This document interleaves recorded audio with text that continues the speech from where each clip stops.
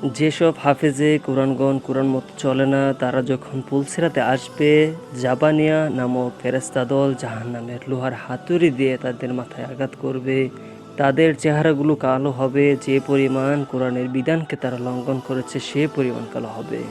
যে ব্যক্তি গর্ব, অহংকার, লৌকিকতা, খ্যাতিলাভ, ঘুষ গ্রহণ, পদমর্যাদা লাভ, দুনিয়াদারদের দরজায় ঘোরা ইত্যাদির উদ্দেশ্যে ইলম শেখে এবং সে আল্লাহর সন্তুষ্টি লাভের উদ্দেশ্যে তা হাসিল করে না এবং সে ইলম দ্বারা মানুষকে নসিহত করে না, এমন ব্যক্তিকে কিয়ামত দিবসে জাহান্নামের আগুনের লাগাম পরানো হবে। তার কাজগুলো তার বিরুদ্ধে সাক্ষ্য হবে এবং তার চিন্তা, পেরেশানি, হতাশা ও লজ্জার কারণ হবে। পুলসিরাতে সেগুলো অন্ধকার আকৃতি ধারণ করবে। এই অসহায় উলামাদের জামাতকে দেখতে পাবে, তাদের মাথার উপর ছায়া রয়েছে, তারা জান্নাতের সুসংবাদ পেয়ে আনন্দিত।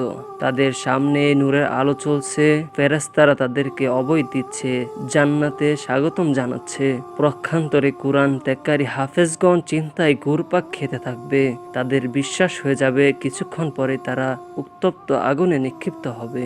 এর কারণ হলো এরা আল্লাহর সীমা লঙ্ঘন করছে, আল্লাহর নির্দেশের বিপরীতে চলছে, তার প্রতিশ্রুতির বিরোধিতা করেছে, কিতাব ও সুন্নাতে রাসূলের খেলাফে চলেছে।